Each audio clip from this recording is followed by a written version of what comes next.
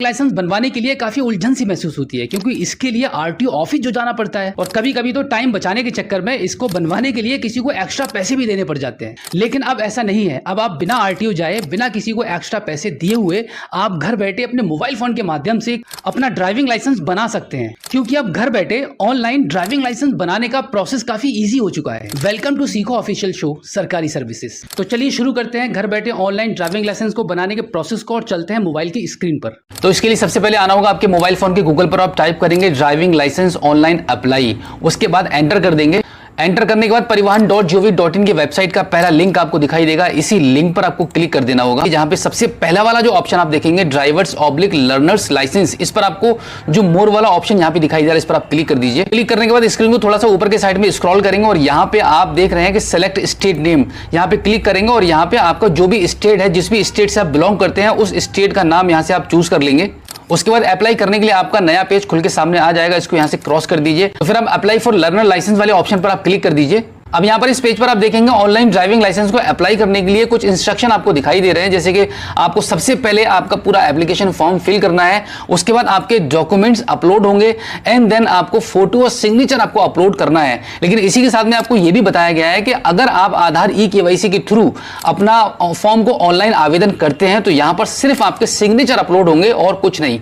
तो चलिए हम आगे बढ़ते हैं और यहां पे नीचे जो ऑप्शन आप देख रहे हैं कंटिन्यू का, इस पर हम क्लिक कर देते हैं। क्लिक करने के बाद यहां पर देखिए आपको कुछ ऑप्शन चूज करने के लिए मिलते हैं, जनरल है और भी कुछ नीचे ऑप्शन आपको दिखाई दे रहे हैं, बट आपको हमेशा जनरल वाले ऑप्शन को ही टिक करना है। ये पहले वाले ऑप्शन पे जो टिक है वहीं पे टिक रहने दीजिए, सबमिट कर दीजिए। सबमिट वाया आधार ऑथेंटिकेशन वाले ऑप्शन पर हम क्लिक कर देंगे और उसके बाद हम इसको सबमिट कर देते हैं। इसको हम पहले ओके कर देते हैं। तो यहाँ पे हम आधार वाले ऑप्शन को चूज कर लेते हैं। दो ऑप्शन मिलते हैं आपको बेसिकली, पहला आपको मिलता है आधार, फिर दूसरा मिलता है वर्चुअल आईडी। दोनों के माध्यम से आपका काम हो जाएगा, लेकिन अमूमन लोगों के पास आधार नंबर होता है, तो हम यहाँ पे आधार को चूज कर लेते हैं। आधार चूज करने के बाद यहाँ पे आप नीचे देखेंगे आपको आपका आधार का नंबर यहाँ पे एंटर करना होगा, तो यहाँ पे हम आधार का नंबर एंटर कर देते हैं। आधार नंबर एंटर करने के बाद जनरेट ओटीपी जो लिखा हुआ है, इस पर आप क्लिक कर दीजिए। इस पर क्लिक करने के बाद आप देखेंगे आपके आधार कार्ड में जो नंबर रजिस्टर्ड है उसके लास्ट के 4 अंक यहां पर आपको दिखाई दे रहे हैं। इस नंबर पर आपका ओटीपी चला गया है, वो ओटीपी आप यहां पे एंटर करेंगे। ओटीपी हमने एंटर कर दिया है। उसके बाद आप यहां देखेंगे टर्म्स एंड कंडीशन आपको एक्सेप्ट करनी है, यहां पे टिक कर दीजिए और नीचे भी आप टिक कर दीजिए और यहां पर भी आप टिक कर दीजिए।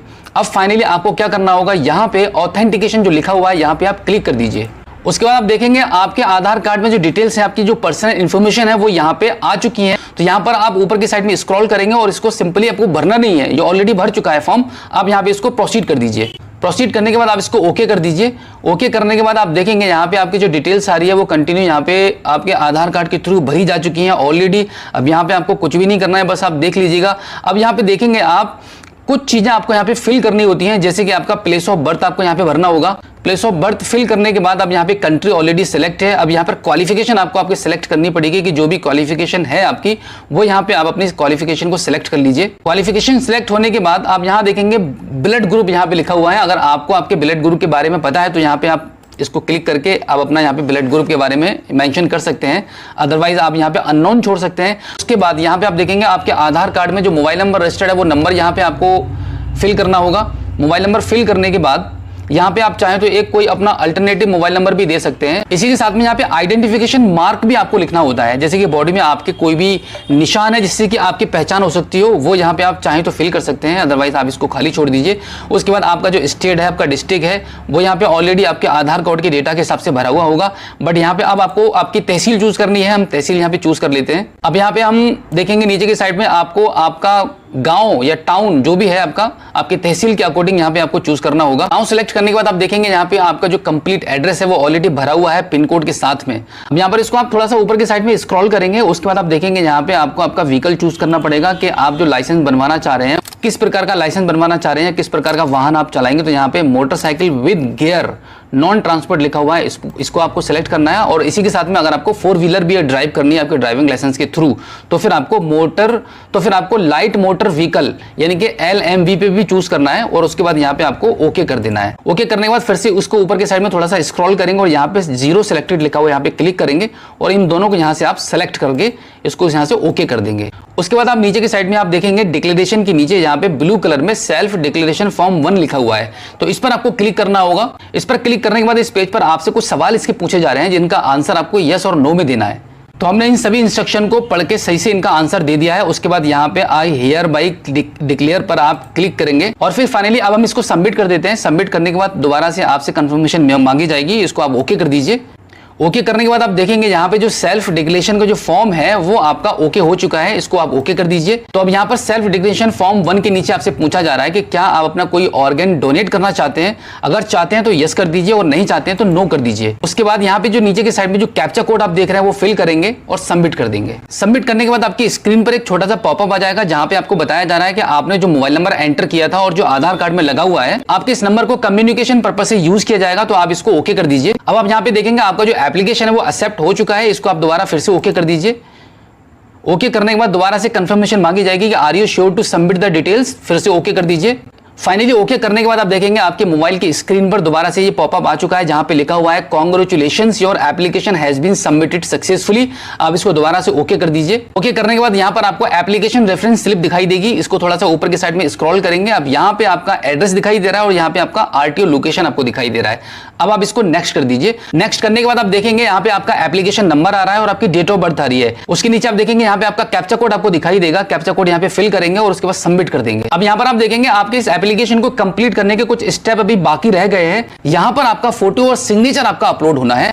तो फोटो और सिग्नेचर को अपलोड करने के लिए आप यहाँ पे क्या करेंगे, प्रोसीड कर देंगे। आप थोड़ा सा ऊपर की साइड में स्क्रॉल कर लेंगे तो देखेंगे यहाँ पे आपका जो फोटो वाला सेक्शन है वो ब्लॉक है, यानी कि फोटो अपलोड आपको नहीं करने देगा क्योंकि जरूरत ही नहीं है, आधार कार्ड वाला फोटो आपका आ चुका है। अब यहाँ पे आपको सिर्फ सिग्नेचर ही अपलोड करना है, तो यहाँ पे आप ब्राउज वाले ऑप्शन पर क्लिक करेंगे। उसके बाद यहां से हम अपना सिग्नेचर चूज कर लेते हैं। सिग्नेचर चूज करने के बाद अपलोड एंड व्यूज फाइल पर हम क्लिक करेंगे। अब यहां पर हम save photo and signature image file पर हम क्लिक कर देंगे।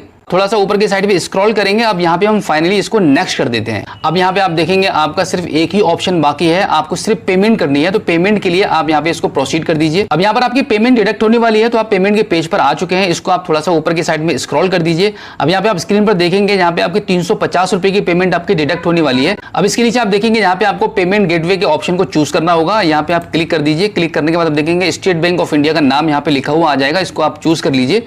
इसको चूज करने के बाद ये जो कैप्चा कोड आप यहाँ पे देख रहे हैं वो यहाँ पे आपको नीचे फिल करना होगा। तो यहाँ पे आप इसको डायरेक्टली पे नाउ पर आप क्लिक कर दीजिए। पे नाउ पर क्लिक करने के बाद आप देखेंगे यहाँ पे आपको आई एग्री वाला ऑप्शन मिलेगा, इस पे आप टिक करेंगे। उसके बाद आप प्रोसीड कर दीजिए। प्रोसीड करने के बाद स्टेट बैंक ऑफ इंडिया का पेमेंट गेटवे का पेज ओपन हो जाएगा। यहाँ पर आपके पास मल्टीपल ऑप्शंस मिलते हैं पेमेंट करने के लिए। आप नेट बैंकिंग के थ्रू पेमेंट करना चाह रहे हैं या फिर कोई किसी अदर बैंक की आपके पास नेट बैंकिंग है उसके थ्रू आप पेमेंट करेंगे, या फिर आप डेबिट कार्ड के थ्रू कर रहे हैं या फिर आप अदर बैंक के डेबिट कार्ड के थ्रू कर पाएंगे। यहाँ पे स्टेट बैंक ऑफ इंडिया के पेमेंट गेटवे को देखकर आप ये नहीं समझना कि यहाँ पर आपको सिर्फ स्टेट बैंक ऑफ इंडिया की सर्विस ही काम करेगी। अदर बैंक की फैसिलिटी अगर आपके पास है जैसे net banking, credit card, debit card, तब भी आप पेमेंट कर पाएंगे। ज्यादातर लोगों के पास डेबिट कार्ड होता है यानी कि एटीएम कार्ड अवेलेबल रहता है, तो यहां पर हम अदर बैंक के एटीएम कार्ड को चूज करके यहां पे हम पेमेंट करने वाले हैं। तो यहां पे हम क्लिक कर देते हैं। उसके बाद आप देखेंगे आपका यहां पे 350 रुपए का पेमेंट का रिमाइंडर आ रहा है जो कि आपका डिडक्ट होने वाला है, इसको आप कंफर्म कर दीजिए। अब यहां पर इस पेज पर आप देखेंगे आपको पेमेंट करने के लिए आपके जो एटीएम कार्ड है आपके पास उसकी डिटेल्स यहां पे फिल करनी है और उसके बाद पे कर देना है। अब यहाँ पे आप देखेंगे आपकी जो पेमेंट है वो सक्सेसफुली डन हो चुकी है, आपके अकाउंट से 350 रुपए डिडक्ट हो चुके हैं। अब यहाँ पे आप देखेंगे आपकी जो पेमेंट है वो सक्सेस, दोबारा से आप होम पेज पर आ जाएंगे। आपकी पेमेंट सक्सेसफुली डन हो चुकी है। अब आपका लास्ट फाइनल काम रह गया है आपका टेस्ट क्वालिफाई करने का। टेस्ट के लिए आप कैसे अप्लाई करेंगे उसके लिए आप देख लीजिए एक बार इसका प्रोसेस, बहुत ही आसान सा प्रोसेस है।